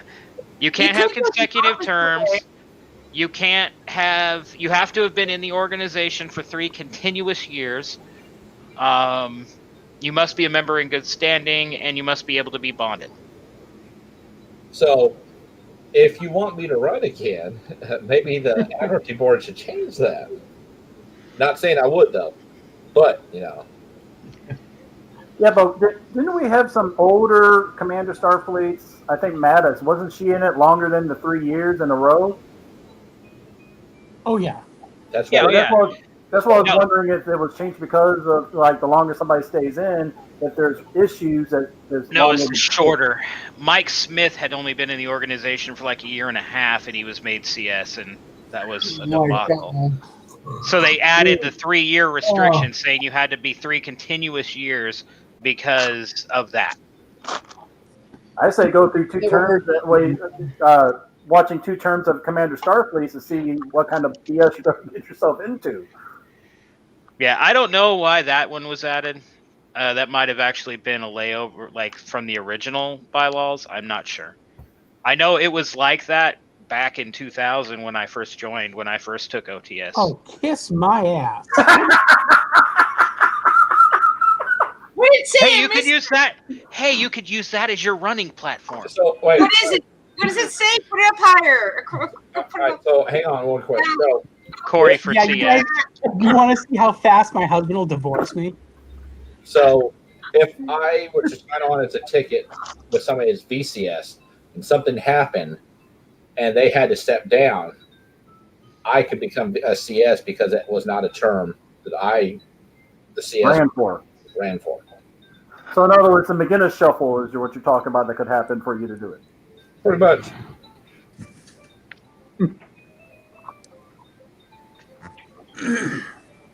You know, Wait, Corey, what's I not couldn't in the resist most that. recent What? membership handbooks, Jeremy?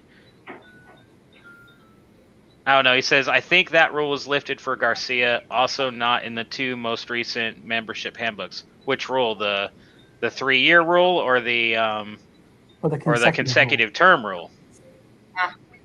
Well, Bye, let me tell you. Eugene. He's not coming back.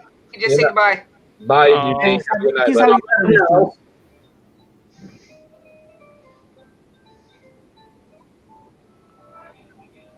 Corey, I couldn't resist that. I'm sorry. Yeah, it's not going to happen. Because I know of 2 I am people. far too comfortable being 20th married. Thank you very 20th much. century music. I know 2 people running for the next term, and they told me that if I was running, they wouldn't because they knew they wouldn't be able to win. Not See? it. Well, whenever you decide to run again, you've got my vote, Steve. I know.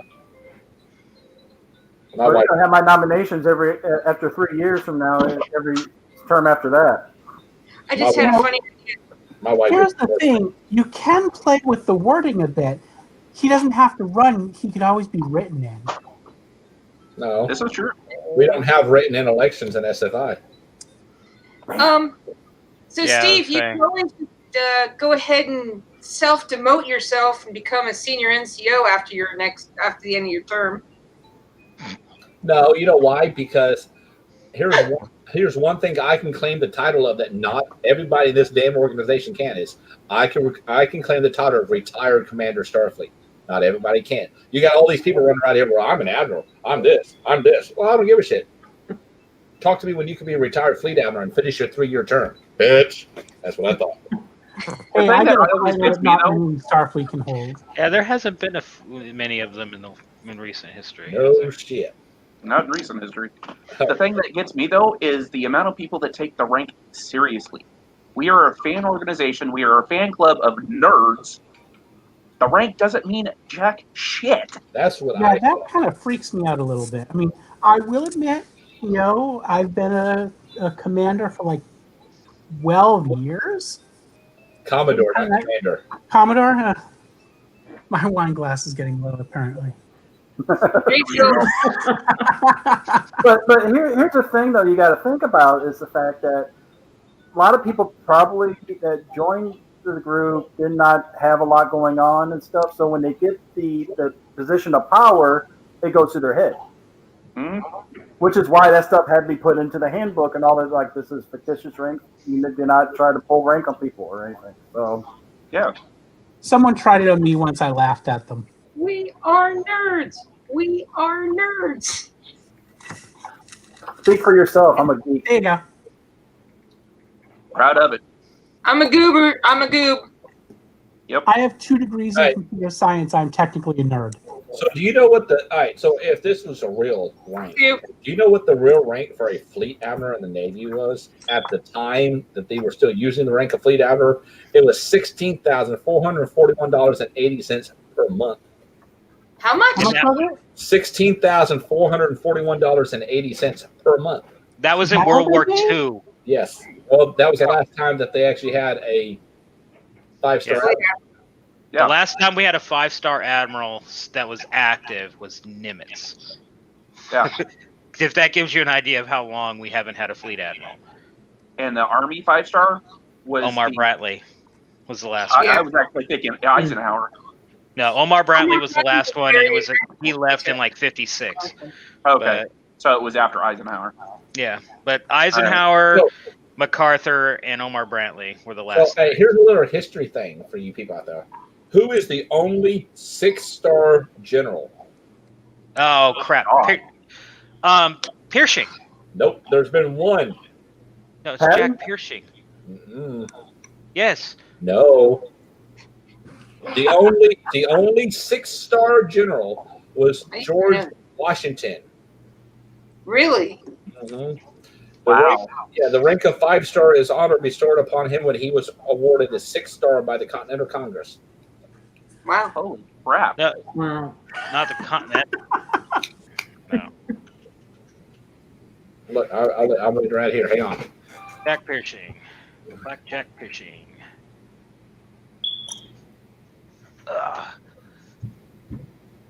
So is everyone Googling at once? I'm not. I'm letting other people do it. Right? I could just ask the Google. There Hey, you go. Google. So, General of the Armies, more commonly referred to as General of the Armies, is the highest ranking grade of the United States Army, is conferred twice.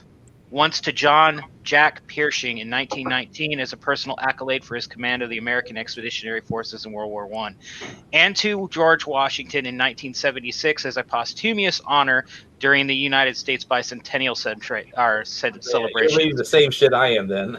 The grade is often called a 6-star general, but the only one to be alive and receive it is Jack Pershing. Oh, I thought he was dead. Camp was right. No, John Pershing, no. Okay. He was One alive. He goddamn almost went to time World here. War II. He almost went to World War II. He was that much of a basically curmudgeon.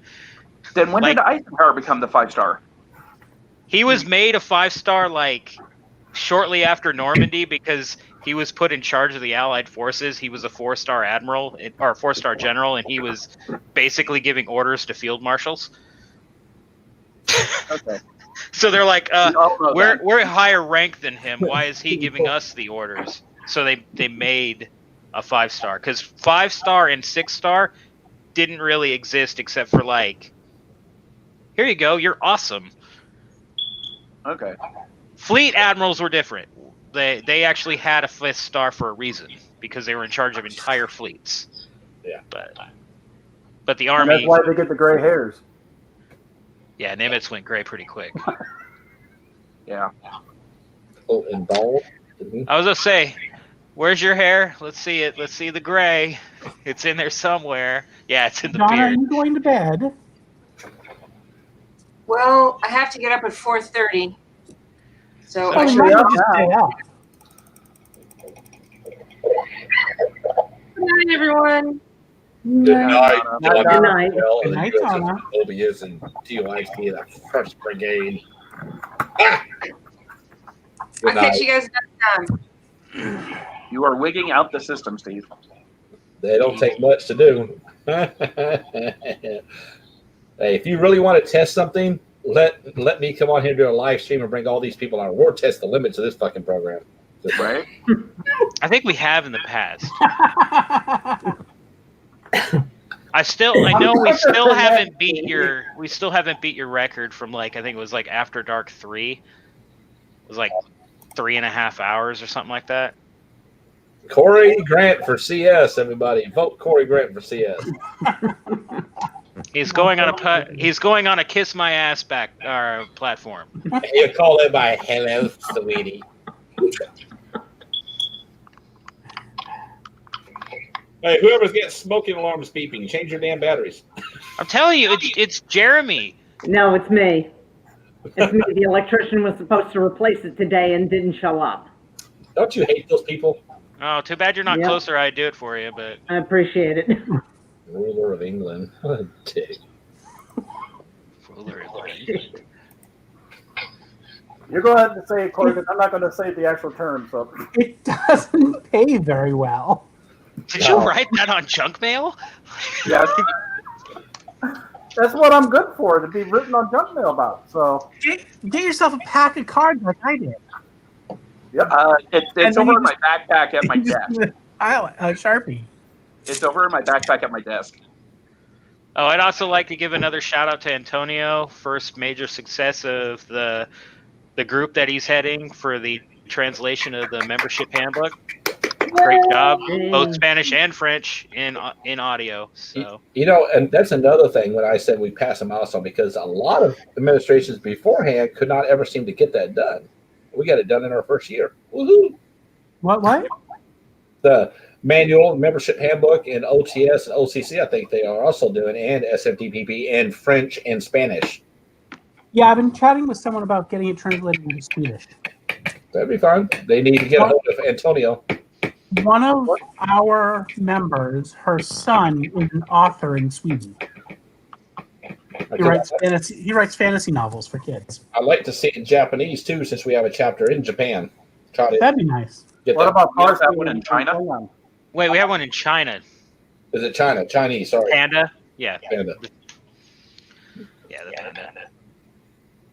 Don't worry, Paul. We're not nominating you for CS. You're right. We could put up Henry for CS. Shit, we'll put Sheriff for CS. Henry's O. No, not at all. Hey, I would say Cher would be good because she'd be no nonsense. Paul for VCS.